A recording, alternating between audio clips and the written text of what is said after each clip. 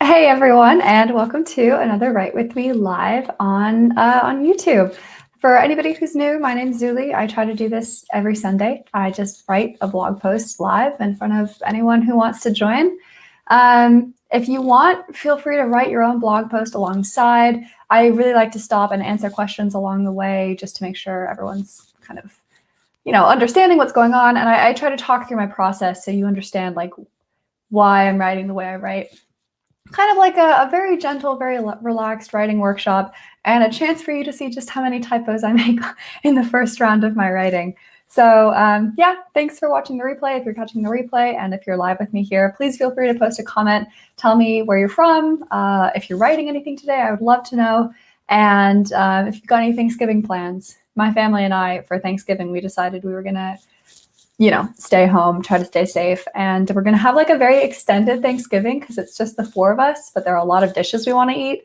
So we're having Turkey Day on Thursday, but then we're also having like various pies and other things, but throughout the course of the week. Okay, so yeah, I'll go ahead and start writing and share my process with anyone who's interested. Any questions along the way, feel free to put them in the chat. And if not, we'll just settle in for a nice little writing session.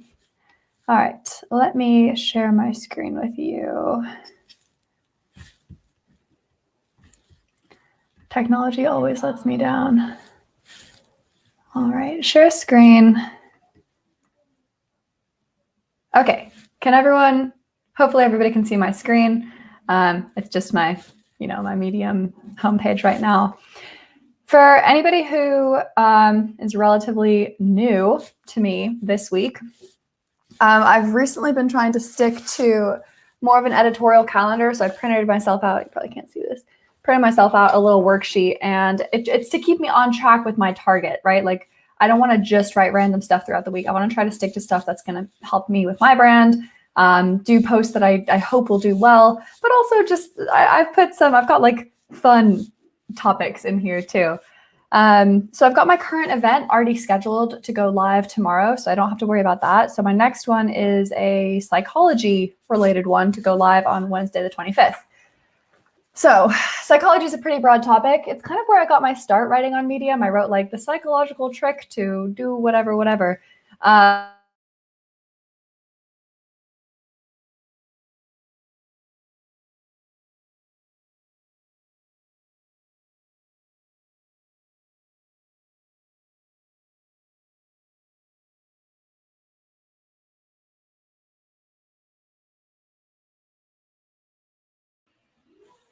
All right, and we're back. Sorry about that. Internet obviously performing under some stress on this holiday season. Psychology is such a broad topic that I never know what to write about when it comes to psychology. I usually get a lot of my ideas from, I don't know if anybody of you are familiar with Psychology Today. They have a lot of sort of popular psychology concepts. So yeah, let's start brainstorming psychology. So more than psychology, I think I want to get a little bit more specific. So psychology and something. And something that's been actually, come Thanksgiving especially, something that's been top of mind for me has been relationships. I talk about this some on my YouTube channel, so you might already know this, but I'm in a long distance relationship with my partner. Obviously, the pandemic has been really tough on us because we live in different countries. It's very hard to see one another. So let's do psychology and relationships, since that's relationships, since that's top of mind for me. Okay, and I guess for a subtitle, I don't know, maybe like something, there's gotta be like a psychological way to like tell if your relationship is gonna last. And okay, so when I want to do something about psychology, in order to separate myself from all of the clickbait out there, I look for something that's actually scientifically proven in psychology. So I'm not just talking out of my behind. I'm citing something that's scientifically true. So let's have a quick look online. Let's try. Let's go to scholar.google. If you don't use Scholar for your Medium articles, I highly recommend it. It's like free. I use it a lot, as you can see. Oh, hang on, I'm not sharing my screen, am I? Let's try that. Let me just check that you can see that. Yeah. So you can see that I used it for one of my latest ones here. What I want to talk about, psychology, relationships.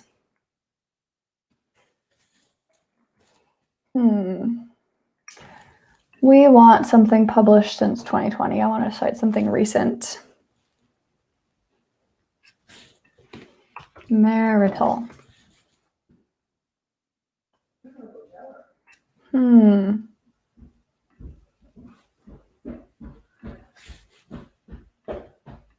Behavior.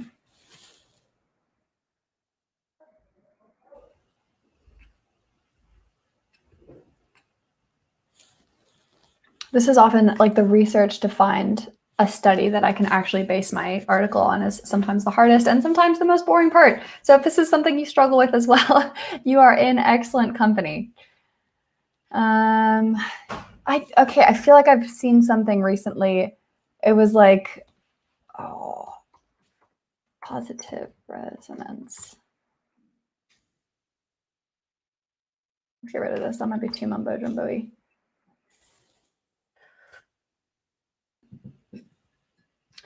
Okay, that top one looks promising.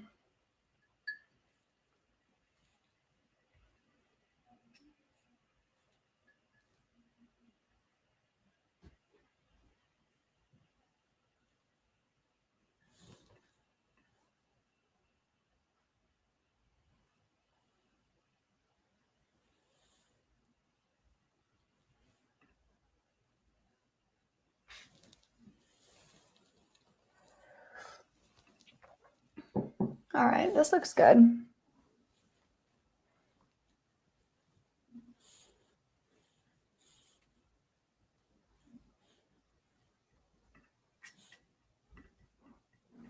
Okay. This study looks legit. Let's see if I can actually parse what this enormous block of text means.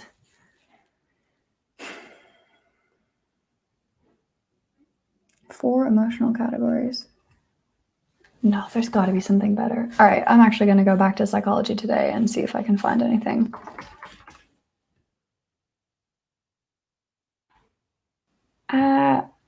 Okay, hopefully you can see my screen. All right. Oh, okay, look, somebody else is thinking along similar lines as me. Marital satisfaction. Okay, I think this is what I want. I don't want to directly rip off Susan Krauss Whitburn, so I'm actually going to do what I was thinking about earlier. I'm just going to scroll down and see if she's cited an actual study.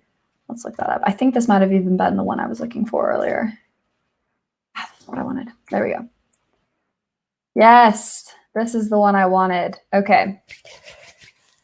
Relationship satisfaction. Behavioral indices of positive resonance.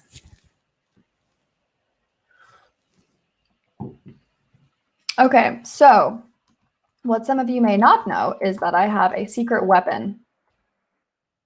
Sci-Hub. Sci-Hub is low-key illegal because what I'm doing is oops, that's not right. That's a scam. Sci-Hub. I used to go to this one. Let's try this one maybe. Sci-Hub is a way to illegally go around paywalls. So it lets you just put in your URL. Most academic research is put behind a paywall. I don't want to have to pay hundreds or potentially thousands of dollars a year to access this. So I put it into Sci-Hub and see if it lets me. The problem is because it's low-key illegal, sometimes it's not super reliable. So you have to find a good Sci-Hub website. Maybe this one? Okay, this looks promising. Open.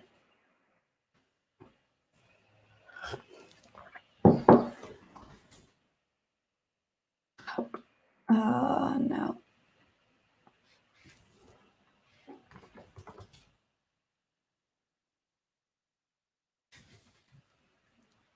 I don't speak Russian. All right, we're going to go back to the drawing board on this one. Sci-Hub. Try this one. All part of the process, people. No. That's not the right one.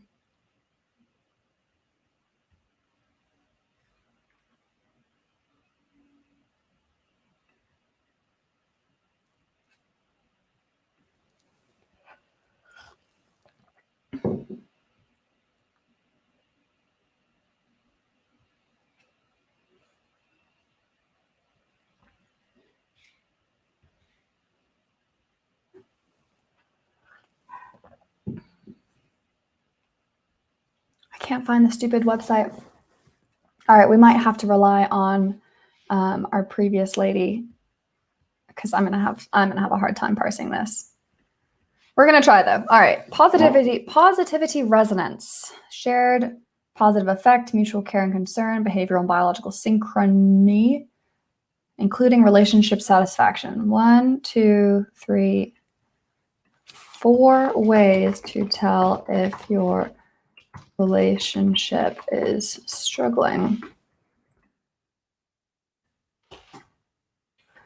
This is a workshopping title. This is not gonna be the final one. This is not a great title. I want a little bit more emotion. I want a little bit more activity. I want somebody to click on this and think, yeah, you know what? This is gonna tell me if my relationship is struggling, but in a more cool and interesting way.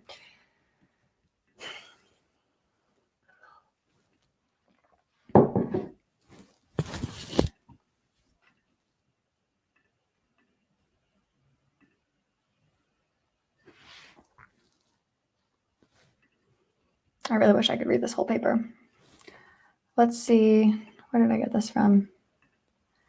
From Miss Susan Krause. I don't know why I want to call her Kristen. Dr. Krause, I should say. Okay. That looks relatively good.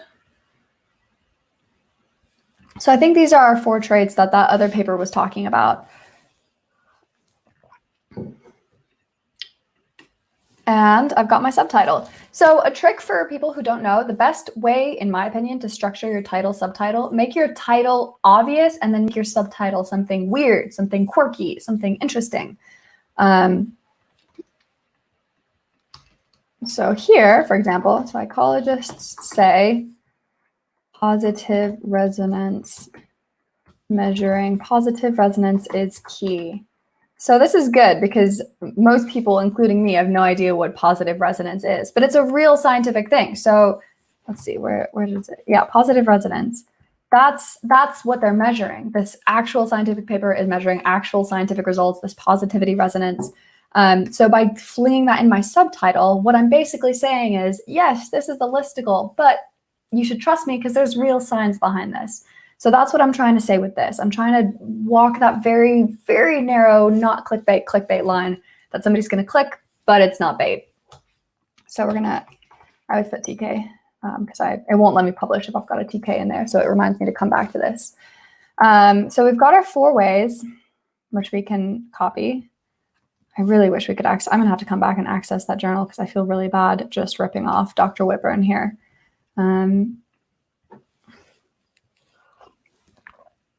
By the way, I just want to confirm, can everyone hear me okay? I recently invested in a new microphone, so hopefully I'm coming through crystal clear. Let me know in the comments if it's coming through okay.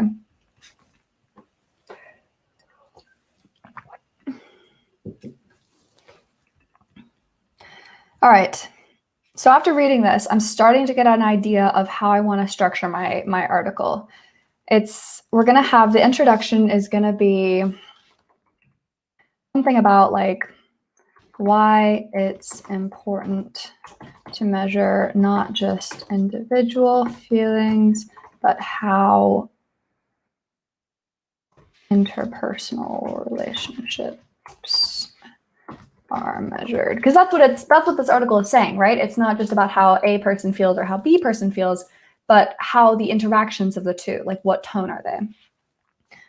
Then we're going to get into the science. That's going to be part 2. So that's going to be these 4 things. So summarize the paper, if I can get into it, and explain what these things are. And then third, how to do this with your own partner. That's going to be our how-to. I always try to structure my articles in a way that makes people want to read to the conclusion. So it's all kind of like a funnel. My introduction is supposed to be talking about, yes, this is advanced, this is scientific, this is real. This is why you should listen to it. This is why this study is important and relevant to you. You've clicked on the title, the introduction gives them a reason to keep reading. The second paragraph is all about, or the second section is like, what's actually the science? Like, what's the real proof in the pudding? What's the happening? What's the happening? You know what I mean, like the nitty gritty detail bits. I try to simplify it to make sure that everyone can read and understand it, unlike that disgusting abstract we were looking at earlier.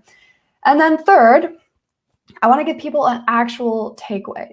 I would love that people read me just because it's me writing, but I don't want to rely on that. I want to give people an actual valuable conclusion that's like, yes, you can use this study, take it home, and see how you're feeling with your partner. Obviously, I would never presume that my article can like be a weather vane for your relationship, but I want people to understand what I'm trying to say and how they can apply that to their own lives. Ultimately, that's what I want with every one of my articles. I want them to make a very, very small, but hopefully significant change in people's lives. Maybe a little too ambitious, but that's where I'm at. Okay, let's go back to our source material here.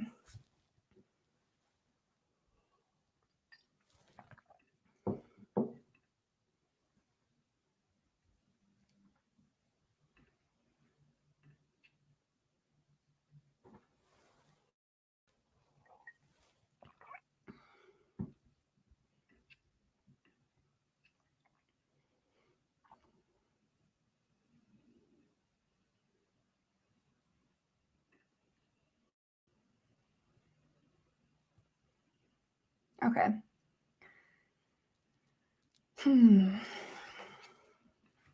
I think I've got enough to start writing my introduction here. So in my introduction, I try to be honest and explain why I am writing about this in the hopes that it's going to reach people who are in a similar frame of mind as me and who are actually going to enjoy this article. So I might start by saying something like, relationships are hard.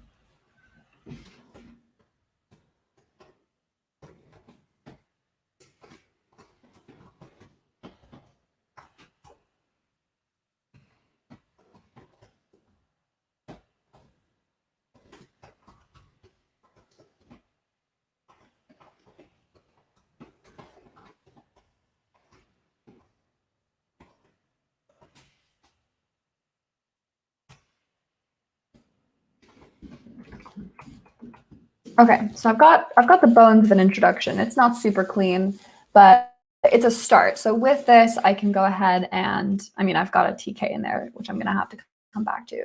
But this is definitely enough for me to start. I'm going to have that kind of churning in the back of my mind. And I can go ahead and start with my science paragraph now. So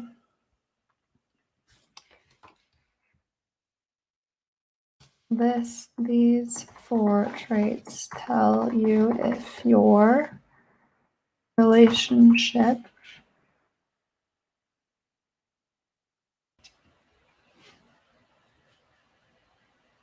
is in a good place.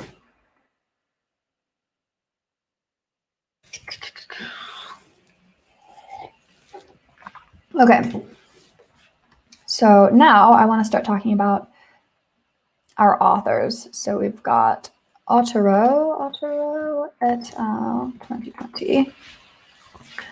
Discuss in their paper. I'm at least going to link to the abstract here, even though I'm a little bitter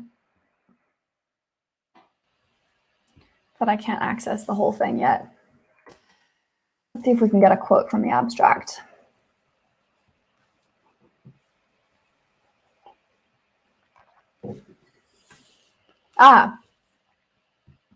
We're not going to do 4 traits. We're going to say,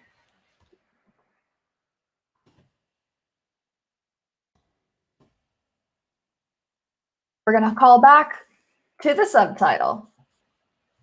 I like to tie in. I feel it's like a secret handshake between me and my reader whenever they see stuff like this. Like I'm like, yeah, I'm going to link the subtitle to my other subtitle, and you understand your reading.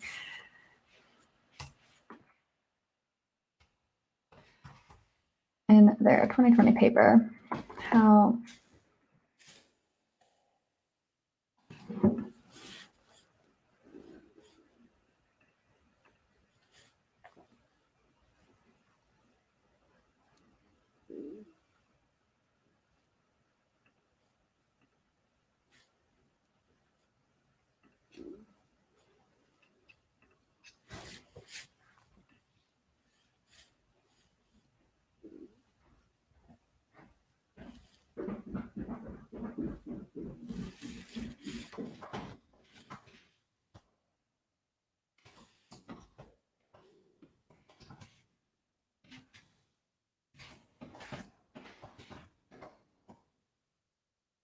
is it positivity or positive resonance? Positivity resonance.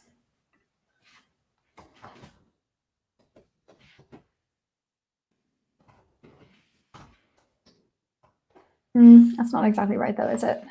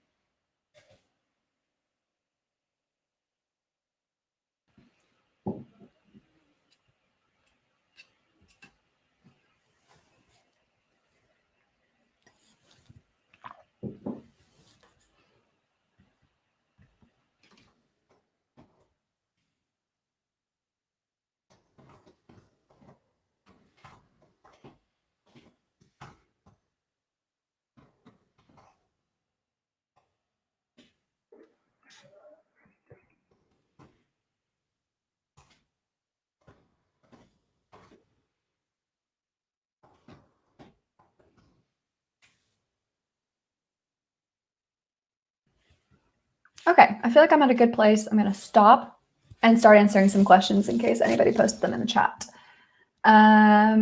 Ola says, hi, nice to see you again too. I hope it'll be productive as well. Remains to be seen. Paula says that she's looking forward to some butternut squash this coming week. Me too. Somebody asked if this was live. Yes, it is. This is me live in front of, well, not that many people, but you're all here today. Lots of people telling me that my microphone is good. Thank you. I'm so happy to hear that. It was an investment, but I feel like it was worth it. Devansh recommending that I get a mechanical keyboard. You know, I've been thinking about getting a whole new computer because this one's delicate to say the least. But I've been wondering which one. Maybe a mechanical keyboard would be fun. Same person asking what TK is. It looks like Beth answered that lower on in chat, but in case you're wondering, the TKs are just a way for me to come back to. To the best of my understanding, there are no other words in the English language that have TK together. So previously, journalists could put like TK in the Control F, and they'd always come back to the places that they'd made a mental note. Medium takes it one step further. If I try to publish this, it's like, wait, you still have TK in there, don't publish it. Which I think is a really neat feature that I didn't know about. So if you didn't know it, it's a good tip. So I recommend it. Ola's got a question. What are my top 5 publications for earnings? Gotta be Mind Cafe, P.S. I Love You. That might be it, actually. Those two are the ones that consistently do really well for me for the kinds of stories that I write, which are like psychological, self-help, listically type things. Vad asks, as I've left my day job and I'm pursuing writing full time, do I regret using a pen name instead of my real name? Honestly, no. I'm glad that I have my whole other persona. The one downside has been that I don't want to change my real LinkedIn to show what I'm doing now. So if real employers were looking at my LinkedIn, it would look like I stopped working in like October and then just did nothing, even though behind the scenes, obviously, I've been writing a ton. But no regrets. I think my pen name has got enough of a life of her own now that there are no real downsides. Are 400 articles in top Are 400 articles in top publications enough to earn 10K per month with no and with curation? No idea. That's an interesting question. I have no idea where you got these numbers. I can't really guarantee anything. It depends a lot on the quality of the work. It depends on what you define as a top publication, I would say. And it depends how Medium's algorithm feels today. So for example, I recently published something. I felt like I did everything right. I had a solid title. My article was well written. I got it in a top publication. A month ago, that would be enough for me to guarantee 10, 20,000 views at least. Today, this week, it's been slow, honestly. So there are a lot of factors that go into how much you earn per month. I don't know that I'd be able to give a solid answer to this question. Ewan says he just started writing on Medium. How do you get more reads? 3 ways to get reads. First of all, get curated. This is the hardest and most nebulous one. A lot of people who have super high curation rates on Medium, I should back up. Curation on Medium means that a real person at Medium read your story as you published it, and they were like, hey, this is really good. We should share this to more people who aren't just following this guy, but also are interested in the topic that he's written about. So they curate it, and it goes further than just your followers. That's number one. If you Google Medium curation guidelines, that should take you to those steps. It's hard, it's nebulous, it's subjective, but that's the first way. The second way is to get into publications. You, as a writer on Medium, have X number of followers. Publications, frequently the good ones, have many, many more times that number of followers. So if you publish something in their publications, you have a higher chance of reaching newer, bigger audiences. Not people who follow you, but people who follow that publication. And third is to work on SEO, search engine optimization. What that means is when somebody types in a question into Google or Bing or, God, is Ask Jeeves still in existence? Ask Jeeves, I guess. Something like how to tell if in my case, how to tell if your relationship is struggling. And if I've written this in a way that Google approves of, that article will come top of Google results and I'll get reads from Google searches or from search engines. Those are the 3 things I would recommend to get more views on Medium. For beginners, quality or quantity? This is a classic question, and I'm going to give you a bit of a nebulous answer here. For me, when I was a beginner on Medium, I needed to write a lot. I was not a good enough writer that I could write 3 times a week and earn what I wanted to earn, which at that point was $1,000 a month. I had to put out the quantity. As I've gotten better at writing, as I've understood more about myself, about my audience on Medium, I've been able to scale that back. And I found that scaling back has actually made me a better writer, earning more money. So if you're a beginner, if you're already a good writer, I would focus on quality. Write less, but make those pieces good. If you, like me, started off with 0 writing experience and just a whole lot of passion, write as much as you can, publish as much as you can. That's going to be the feedback that tells you how your audience is reacting to your stories. What topics can you really write best in? What's the layout of your audience, and how are they going to pay you? That's what I would recommend for beginners. Not really a solid yes or no answer, but hopefully that helped a little bit. When my articles get rejected, do I self-publish? So I normally do this. I normally have a process. I have 2 publications in mind for every story I publish. I submit to my dream pub first, and I give them 72 hours, or 3 business days.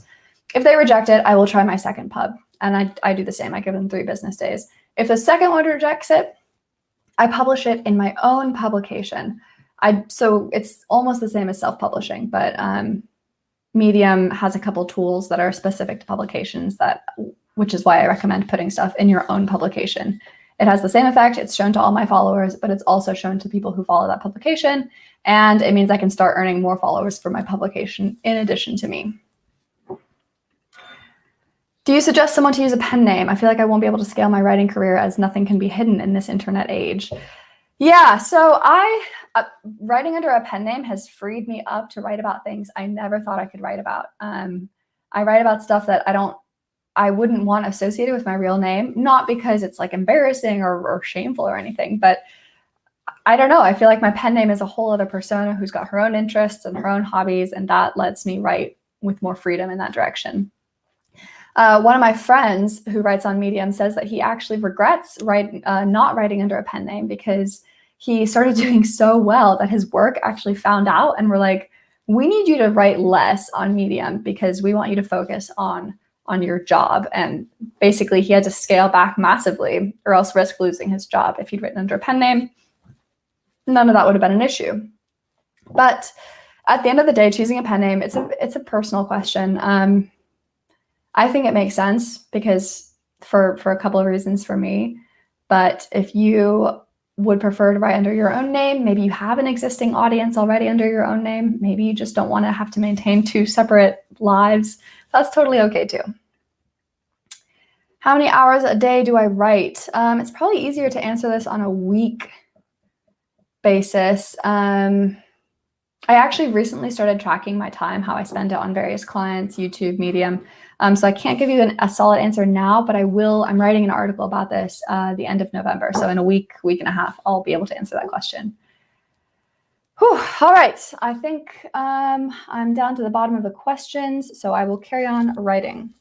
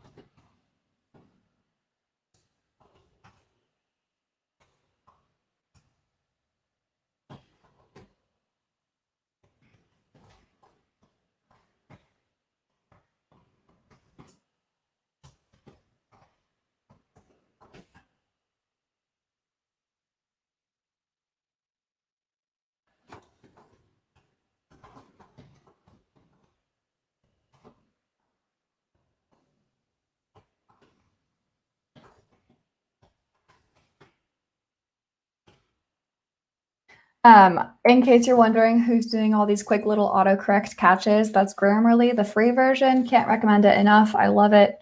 Sometimes it's annoying because like it wants me to stick a comma there when I don't. But it is really good at catching typos that I would frequently not catch and then forget about and then publish, only for a kind reader to message me being like, hey, I just want you to know that there's a typo in here, which I always appreciate, but it's embarrassing to get those as a fairly well-established writer. So Grammarly. These were 4 traits. Okay.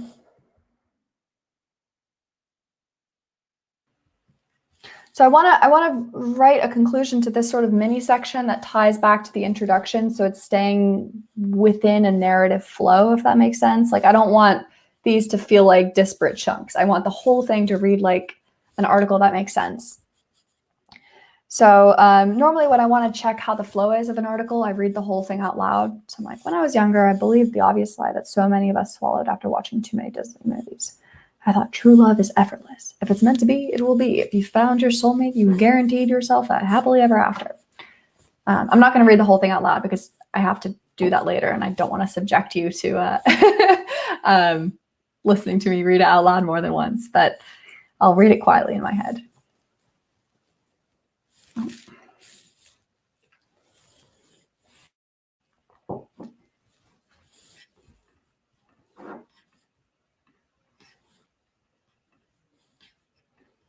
This paragraph needs work. I don't like how it builds.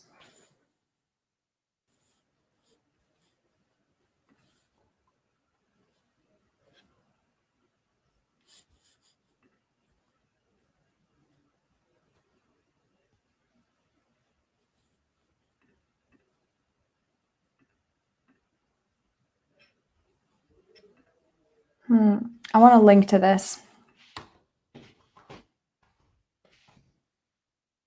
Like link to an actual study for this.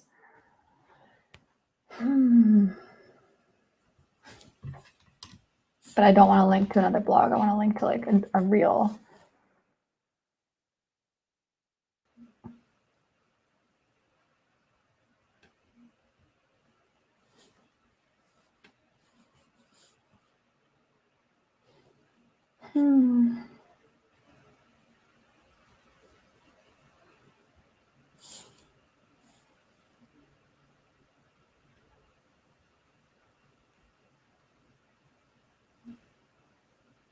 Why? I feel like this should be a lot easier to find.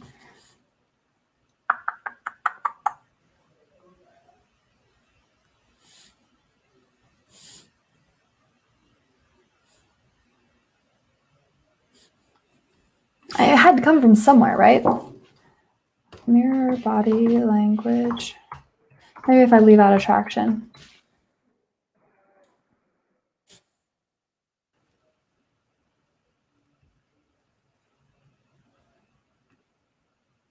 I might have to go back to regular Google.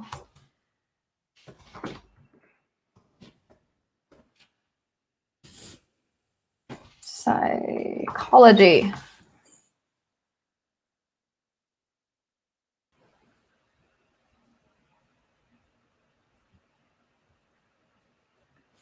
Okay, BBC, that's a fairly reputable source. Unfortunately, it doesn't look like they've linked to any actual.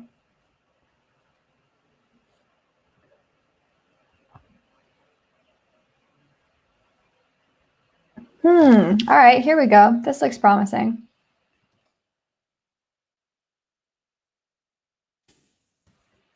Yes, this is exactly what I wanted.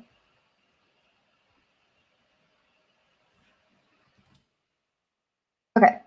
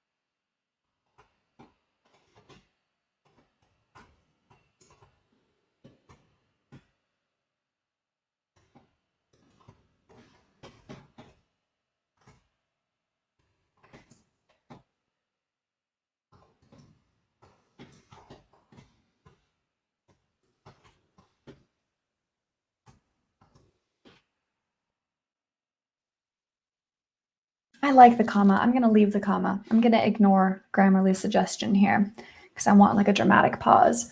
Okay, so what I wanted to do with this paragraph, as I said, I wanted to tie it back to my introduction.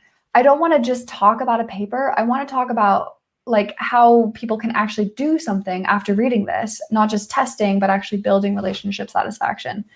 So I want like, yeah, that's what I was trying to do with it, like build a how-to, not just a read this to find out, but read this to find out how you can do something that could potentially make your relationship happier.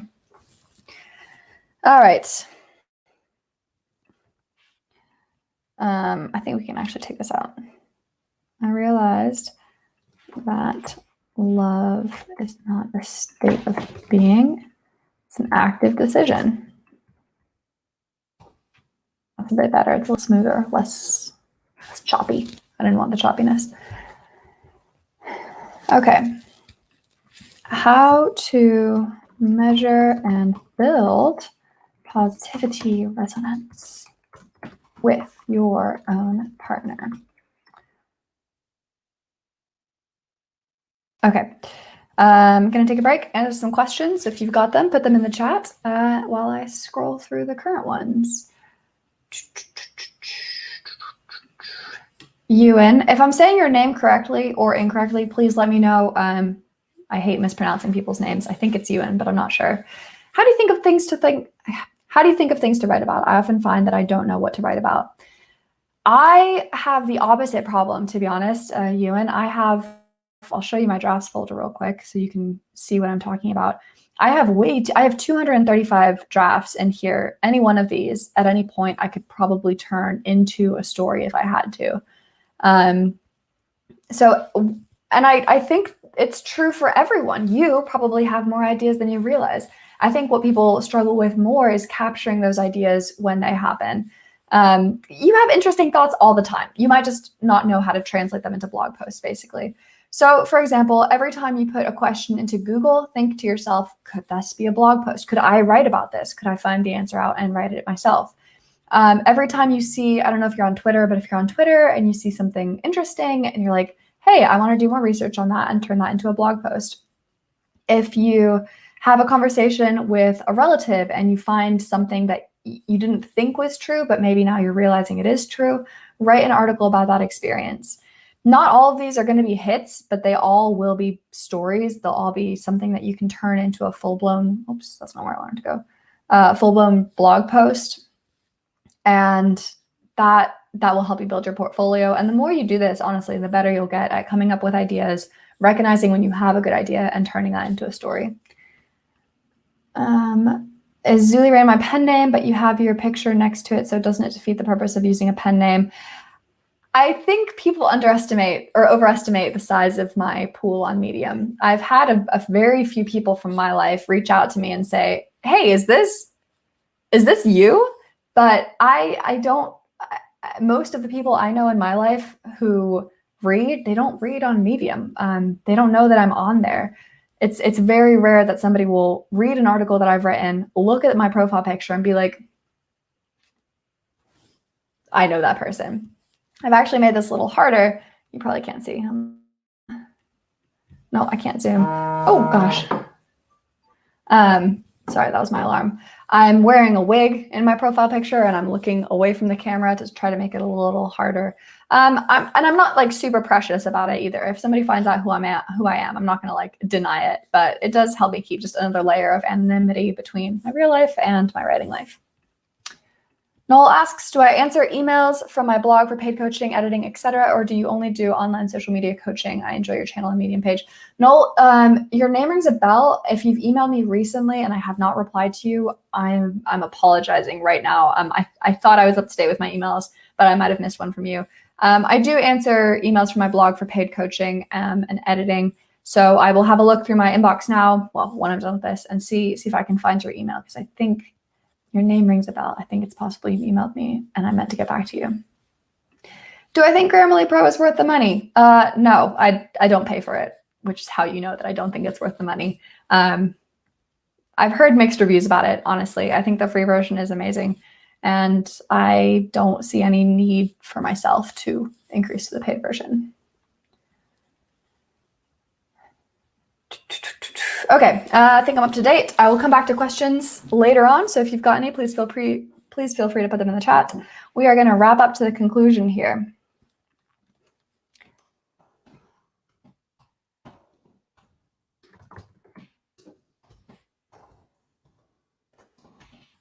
Might have to go back to my original source material, Dr. Susan Crosswhip one. I get the feeling she's read the actual paper.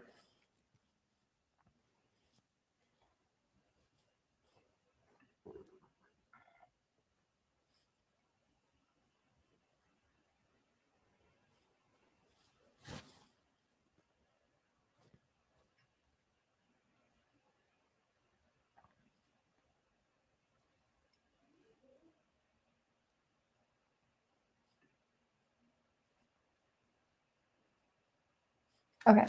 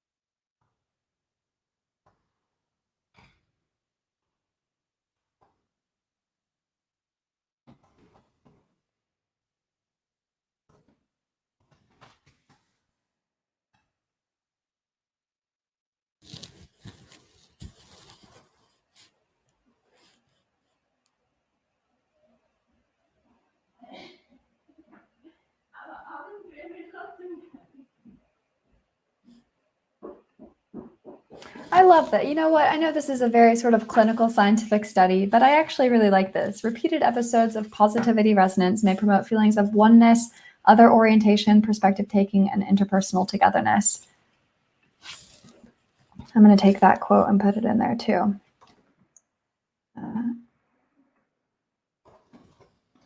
What was the researcher's name? It was Otero.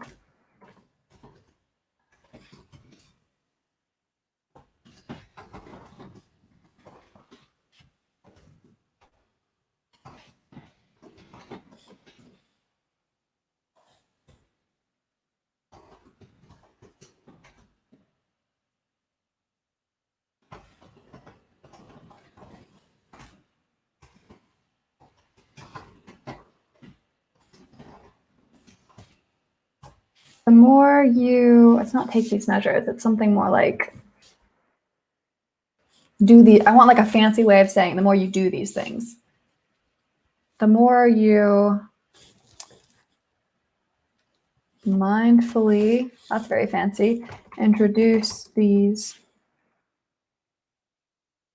synchronous behaviors in your relationship, the stronger it will be and the more you'll find yourself doing it automatically.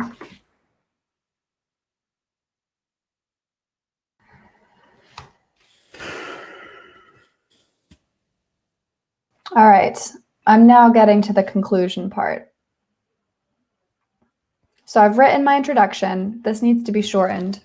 I've written my science bit and I've written my how can you do this at home. I want to now finish this up with a strong conclusion. You know what? I really feel like this is my conclusion here.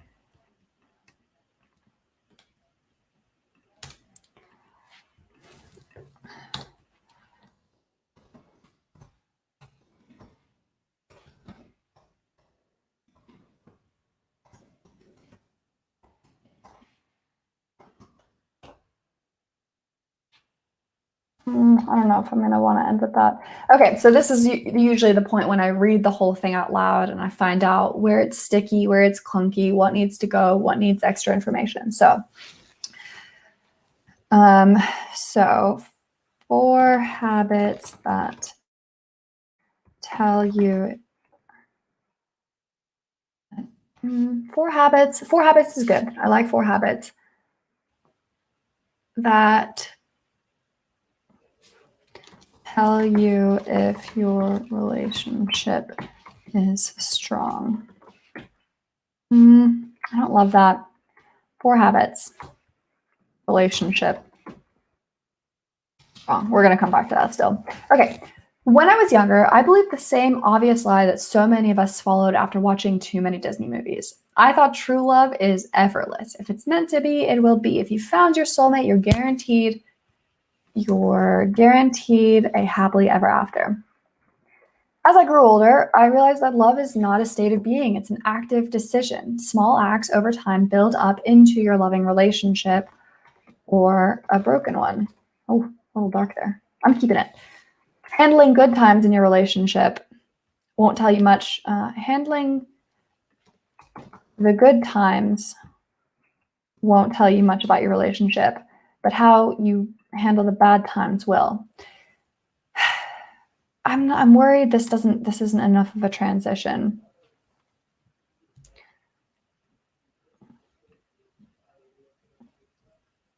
Okay, I'll come back to that in a minute. If you're feeling like your relationship with your partner is on the rocks, don't jump to the conclusion that there's no hope left. Instead, turn to science. A recent study in 2020 shows that when determining if a relationship is going well or poorly, it's important to measure not just individual feelings or actions, but how interpersonal relationships are measured. In other words, there are actual measurable traits, habits, that can tell you if your relationship is solid or not. Positivity resonance will tell you if your relationship is in a good place. Otero et al. Defined positivity resonance in their 2020 paper as a synthesis of shared positive affect, mutual care and concern, plus behavioral and biological synchrony. In simple terms, this means they measured not just how people felt about their long-term partner individually, but the tone of the interactions between the two. It's a fairly well-known psychological fact that mirroring body language is a good way to tell if someone likes you. But this synchronicity is also great at telling you if your relationship is going well or not. In their paper, Otero et al. Outlined 4 traits that demonstrate positivity resonance and asked long-term married couples to discuss an argument. They were able to successfully predict marital satisfaction by how much the couples showed positivity resonance as they discussed their argument. These were the 4 traits: showing humor at the same time, tilting heads at the same time, using terms of endearment, and talking in affectionate tones of voice. By measuring these 4 traits, by measuring how the couples showed these 4 traits, the researchers could tell which relationships were in the best place and which ones were struggling. Not only that, but they posited that these habits not only show the current state of the relationship, but also give a potential path to regain relationship satisfaction. How to measure and build positivity resonance with your own partner. In the study, the researchers asked, I feel like I just talked about this.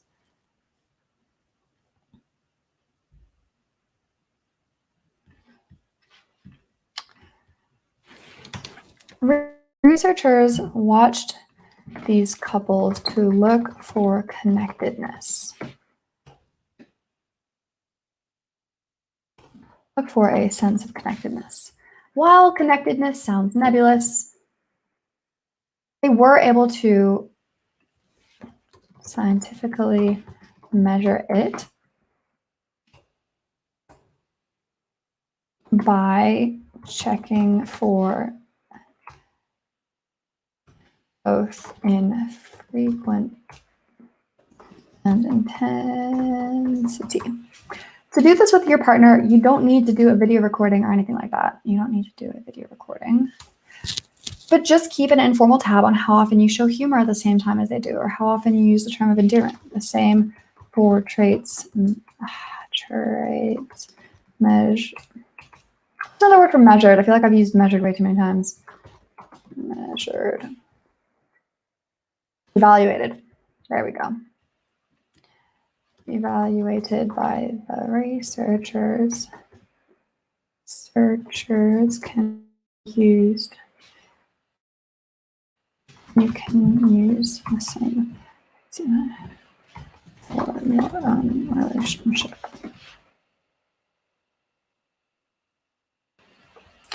As the researchers noted, this isn't just a way to measure current relationship satisfaction, it's a way to build it for the future too.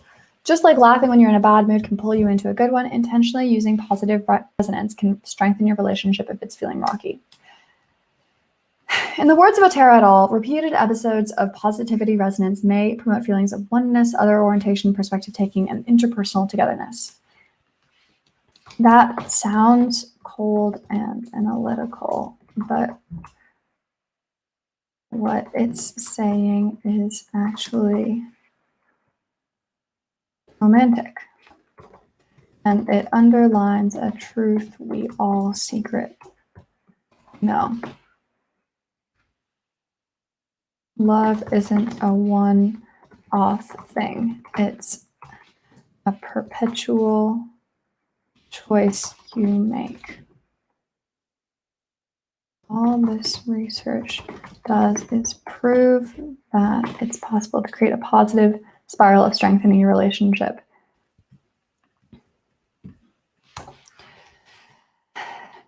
While a small part of me wishes there was a happily ever after, the larger part of me is glad.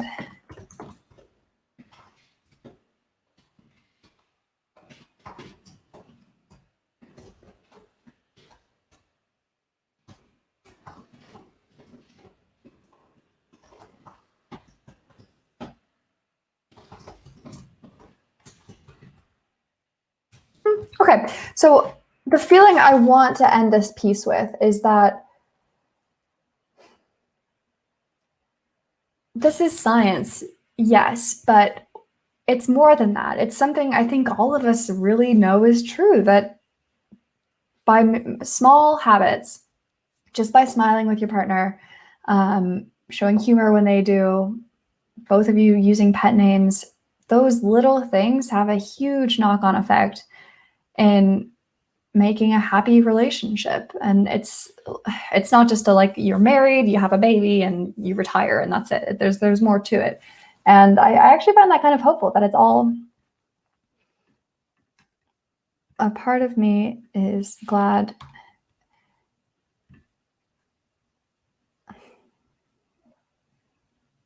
it comes down to this. Just by making small, meaningful choices, you can build a better future with your partner. That's all it takes. So I hope that conclusion has driven that point home. All right, now on to my least favorite part of the whole process, finding a picture. Oh, I've gone to the wrong pixels. Wait, what the heck? I just want to go to pexels.com.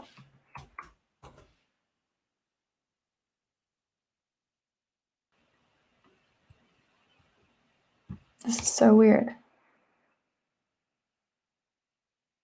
All right, don't know what was going on there.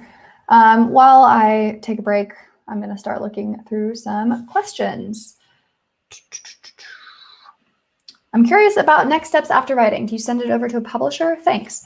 So yeah, after I've written this, I know where I want to put this. I want this to go into P.S. I Love You. Anything to do with relationships, whether romantic, platonic, friendship, with your family, I always send that stuff to P.S. I Love You. My second or third most popular story ever, lifetime, was in P.S. I Love You, and it was like the 4 traits of extremely insecure girlfriends or something like that. So P.S. I Love You is a great place for this publication. So I'll send that over to them. Normally they leave me a private note saying, hey, this is a good fit, or hey, this is not a good fit, and then I'll take it from there. JD says, you inspired me to write my first article on Medium about a week ago. Amazing. Congratulations. Hitting that publish button for the first time is, well, I don't know about you, but for me, it was a very scary thing. So congrats. What would you say is a good number of reads for your first article? Not sure if I should be happy with my amount of views or not. What I want you to keep in mind when you look at that is what you would expect on a typical WordPress blog. When I published my first post on a WordPress blog, I think I got like 5 views in a week, which I was very happy with because I was like, wow, somebody in the Ethernet has found me and my writing. On Medium, 5 views in a week would be bad. I would be unhappy with that. But keep that frame of reference in mind, not just writing on Medium, but writing on the World Wide Web. Medium is going to give you a better chance than most. Oh, and he adds a little bit more context. Total view count since November 10th is 251 views and 177 reads. Whether or not you should be happy with that depends on a lot of factors. First of all, if this is one story that you've published since then, I would say that's pretty good. That's 251 views is great. I would also make a point of seeing whether that story was curated or not. In case you don't know, I will quickly show you what it looks like when a story is curated versus when it is not. So this one was curated, chosen for further distribution, whereas this one was not, no further distribution. If it's curated, you typically get more views than not. And I would also keep in mind whether you put it into a publication or not. I put almost every single one of my stories into a publication, which really has the potential to expand my audience. But I mean, just as an aside, I think 251 views in 2 weeks as a starter is really good. So I would say to be happy with that for sure. Do I like The Office? No. Is that controversial? I find it a little too cringy to be funny. That's just me. Do I have an Excel doc or know where I can find one that lists publications and requirements? Unfortunately not. There are so many new ones that deactivate, that change the requirements day after day, that it has never made sense to me to try to combine them all into one. I think I have a video somewhere where I talk about how I find publications that are good fits for my story. How hard is P.S. I Love You? Is there any other publication for relationship/love related stories? Hello Love is supposed to be really good. I actually haven't. You know what? That's a good point. Maybe I should try to get this into Hello Love, the story I'm writing. See if that's any good. But no, I don't want to go to stats. Go to stories. P.S. I Love You. I got in over 2 years ago now. I found it easy at that point. I submitted a very bad article. I think it was even like a poem or something, and they gratefully accepted it, which I was, thrilled with. I don't know if that's the case now. I have heard that it is harder. They have stricter guidelines. They're really, really looking to increase the quality of stories that they're publishing. So I would love if anybody else has any experience recently being accepted to P.S. I Love You. If you could talk about your experience, that would be very cool. Tiago asks, are you able to repurpose old content? I self-published an article a year ago and you want a publisher to publish that again in order to get more views.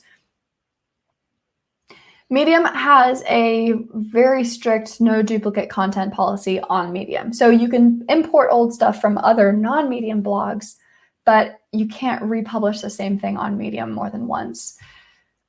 The reason they did this was they put this in place about a year ago. This wasn't always the case. People like me used to republish stuff all the time. So if a story wasn't curated, I would copy paste. I would literally copy paste the story and republish it. which meant that Medium was full of duplicate content, which made it rank poorly for SEO. It meant that the readers weren't getting a great experience. So a year ago, they were like, y'all gotta stop. We're making it Medium illegal now. I feel bad about the part I played in that, but we all evolve. What you can do, and what I've done, is when I've got stuff that's really old,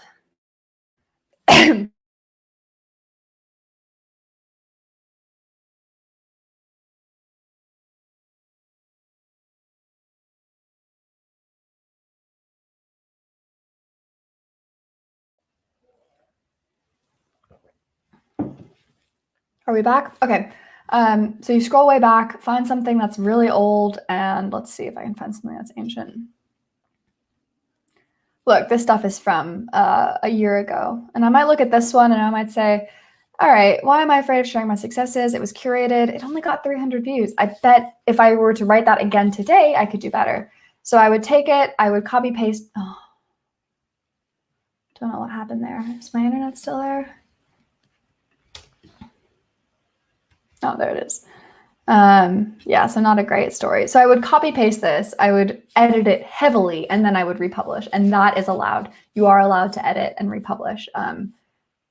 That's what I would recommend in this case, because if you're anything like me, something you wrote a year ago is much worse than something you could write today. So by republishing it with a heavy edit, you're giving it a second chance, right? You're giving it a pair of wings that hopefully will take it to viraldom.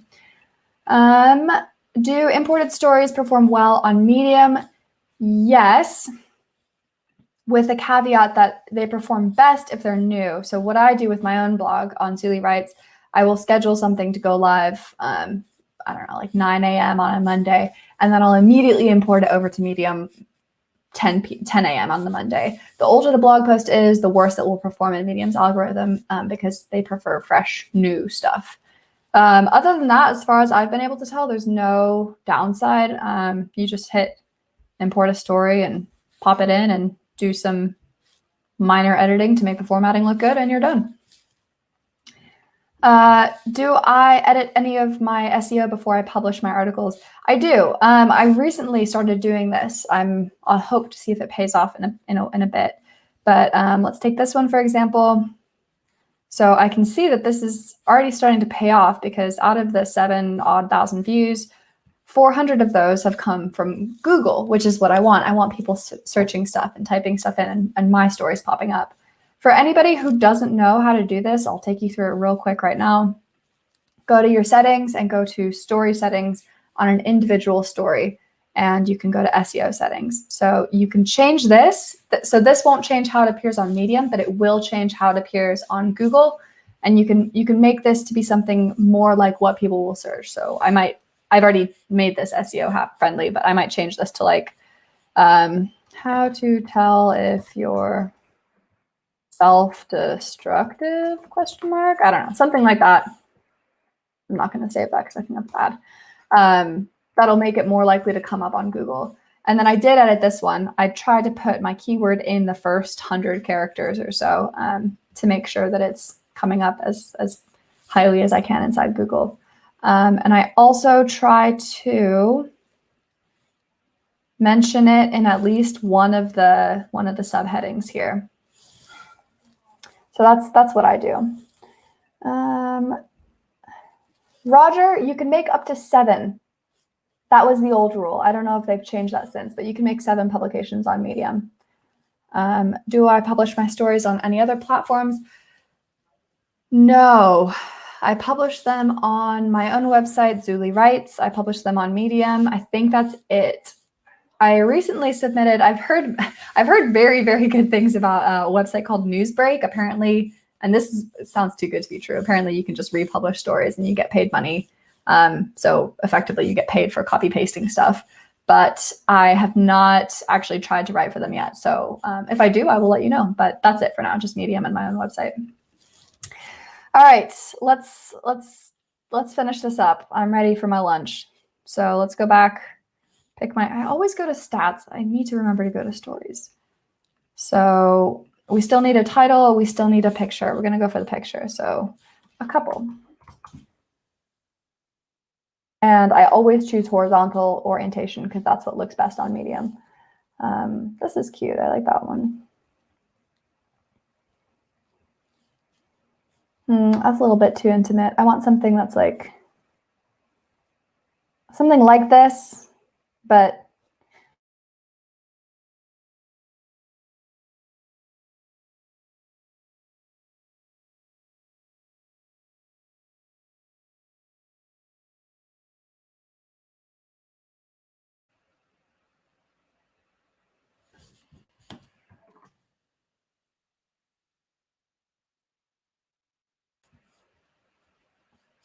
one thing I really like to do is see how much a picture has already been viewed, and I try not to use anything that's been viewed over 1 million times. So if you click on a picture here, it shows you here how many views it has. So this one has 373,000. If it has over 1 million views, chances are extremely high that somebody has already used it on Medium, probably more than once. So I kind of like that one too. It's a little interesting. It's eye-catching. Still looking around. None of these are great. That one's interesting. Let's look at this one. Oh, it's been viewed too many times. Devastating. What about this one? Okay, that one's... Oh, that's been viewed too many times as well. All right, so right now I've got this one.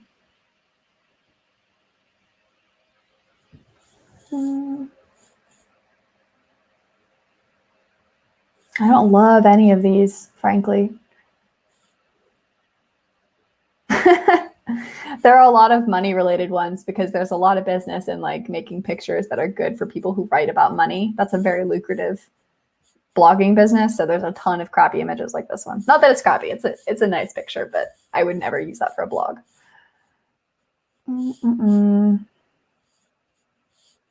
I find these so annoying. They would not be wearing masks in this situation.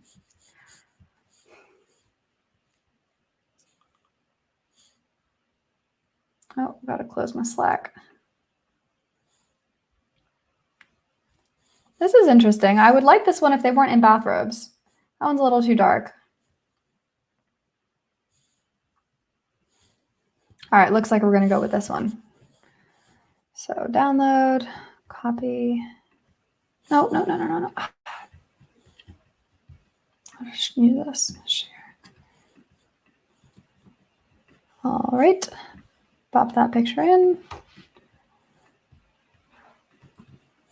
Oh, I forgot. Another thing I do for SEO is I change the alt text.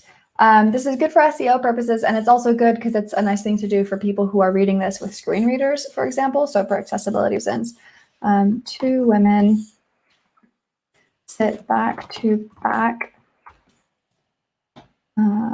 One is wearing a white shirt looking at the camera, and one is wearing a pink shirt looking away.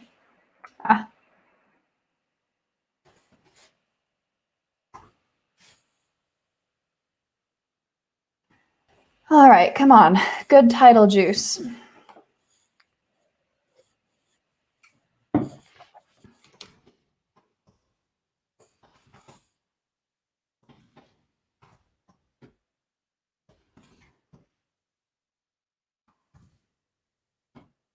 That's clickbaity, and I actually don't like this because my whole point of this article is proving that even if you think it's broken, you can still fix it.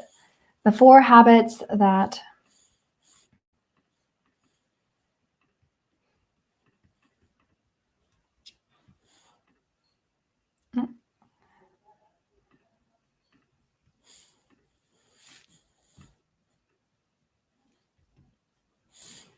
all right, we're gonna come back to this in a second. So I wanted a sentence that would help me flow from my idea that love isn't just something you fall into and then you're just there for the rest of your life. It's something you keep doing. All right.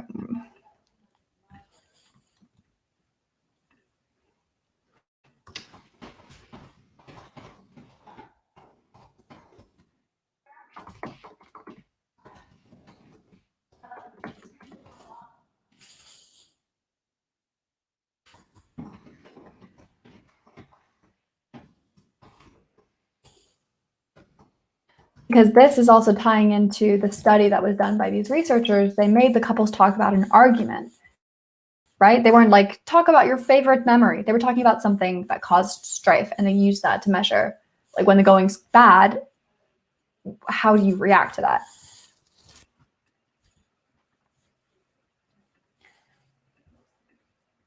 I think that's a more natural flow. So love is a choice. It's not something you fall into. Small acts make a difference. It's not just small acts that are good. It's also small acts like what you do when things are not going well.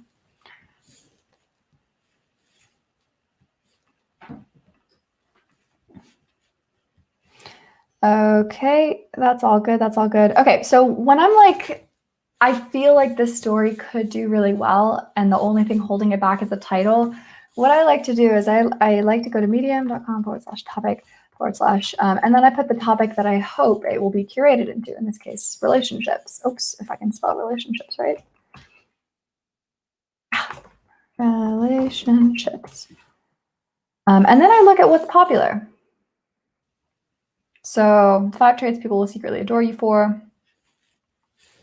5 signs. It's not love, it's enmeshment. Christ. How to starve a narcissist of attention.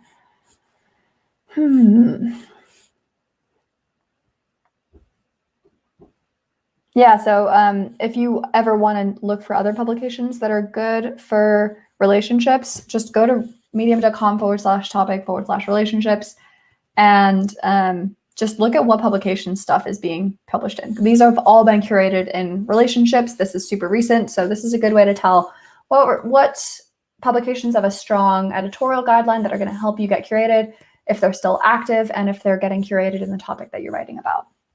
So here we're seeing mostly P.S. I Love You, The Odd Ascent, Modern Parent. There's a Hello Love. Yeah, okay. I want something like this. The 5 traits people will secretly adore you for. Something like that. 4 habits. The 4 habits that prove your relationship is broken. Too dramatic. I feel like that's too clickbaity. I want something a little lighter, but that people will still click on. All right, well, I'm gonna let that churn in the back of my head. Over to the question section. There aren't that many, which is good. JD asks, how do I recommend sharing articles? For example, if I share social media like LinkedIn or Facebook, do I recommend using the friend link? Friend links are great. Anybody who doesn't know what a friend link is, let me show you real quick how to get to it. So Medium pays you based on how many paying Medium members read your story.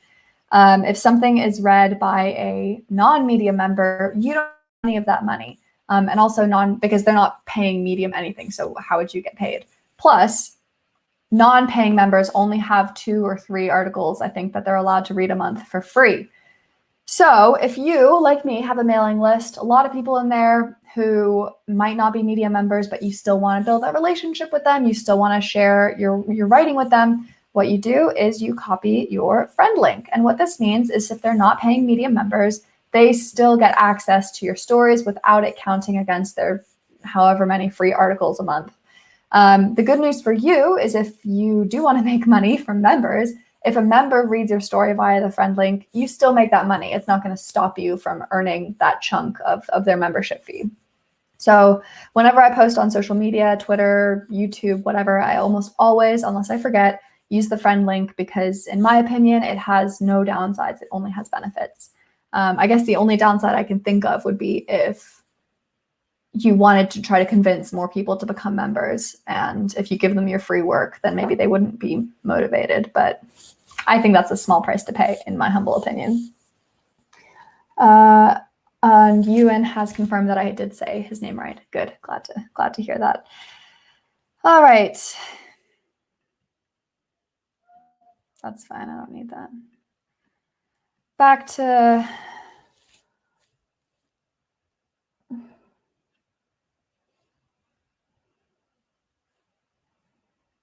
maybe if I go into P.S. I Love You and go to latest, that's actually, if you, again, can type better than I can, takes you to latest, and this can show you what's currently trending.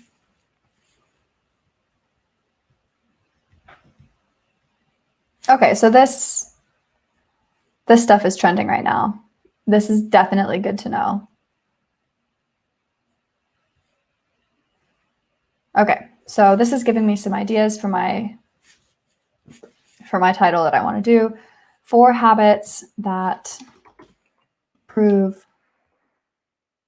I just had I had the idea and I lost it. I'm gonna have to look at the trending again. All right, where was it? 4 traits that prove your relationship can last. The 4 habits that prove your relationship can last. Is that what my story is about? Is that going to make people click? That's what I'm worried about.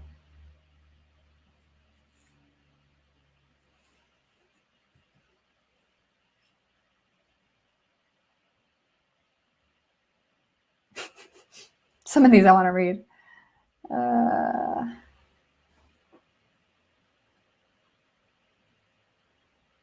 Okay. The 4 habits that can rescue your broken relationship. I feel like that's more honest, because what the story is about is saying you can measure these 4 traits. They will show if your relationship's going well, but you can also use them to rescue them. So I'm going to do something I don't often do. PostScheduler has a headline analyzer tool, which is very nifty. I don't want to. All right, let's go.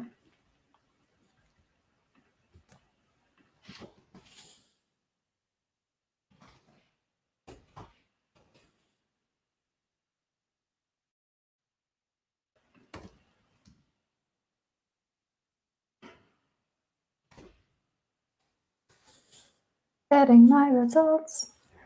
Okay.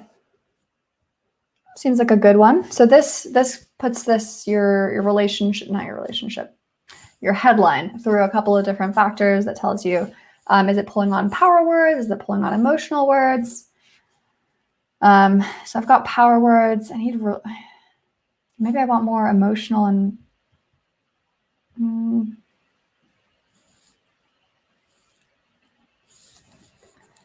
can save. I like rescue. You know what? I feel like this is the 4 habits that can rescue your broken relationship. I'm happy with this. I'm happy with this. I'm going to submit this to, I'm going to see if I'm in Hello Love. Maybe not. Should I try to, you know what? I'm going to try to put this in Hello Love. Submit to Hello Love.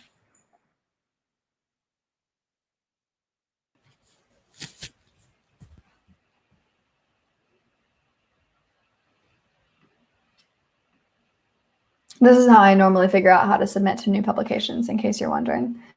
You just Google like how to submit to whatever.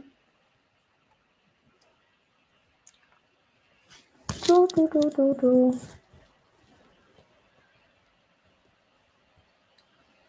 right, so I've got an email.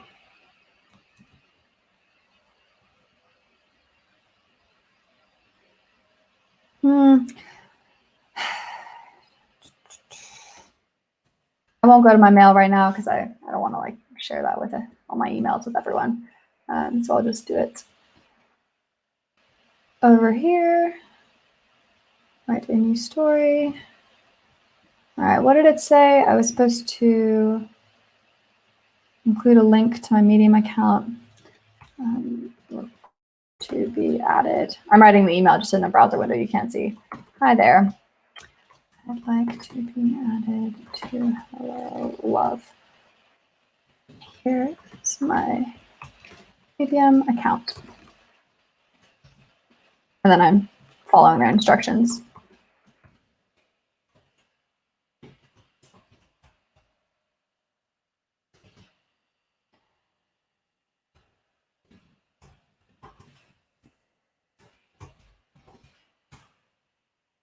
Hmm.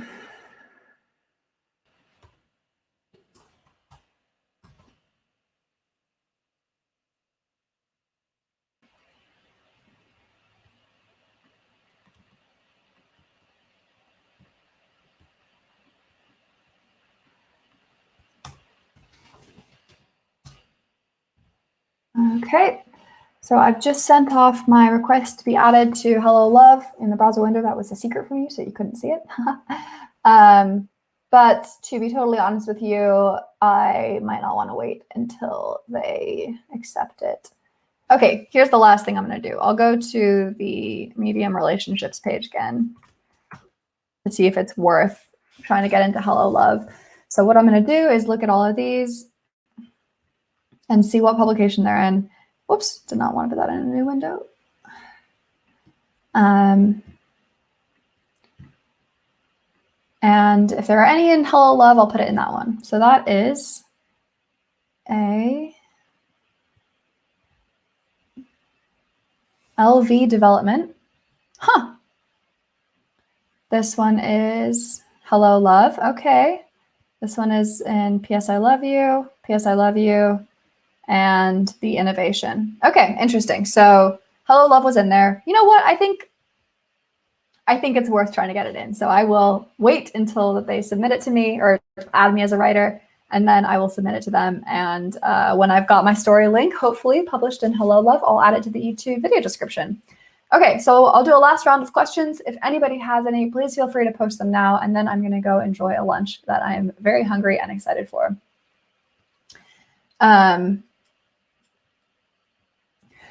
Excuse me. Nikki McMillan just let me know that it looks like I may have emailed the wrong person. My understanding was that they wanted me to write to let's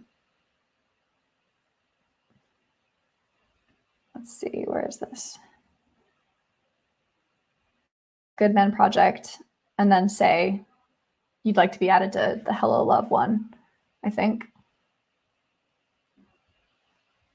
Yeah. So I think hopefully I'm okay.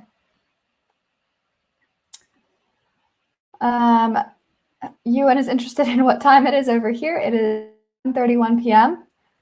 So I think it's a 5-hour time difference for us. All right. I think I'm going to make myself big so I can close off and answer any questions that are remaining. This has been super fun for me. I love doing these, and hopefully we can keep these up every Sunday. If you like them as well, always feel free to come along. I would really love to see more of what other people are working on. So if you wrote your own story during this, please feel free to post it in the comments below. I'd love to read it and check it out. I like the idea that we're all kind of working alongside each other here. Rishab asked, is it worth it to self-publish if you only have 2 followers? You can still get reads if you have 0 followers just through curation and SEO, but because you're so new, I would really recommend trying to get into one of the bigger, better publications like Mind Cafe, Postgrad Survival Guide, PS I Love You, Hello Love looks like a good one.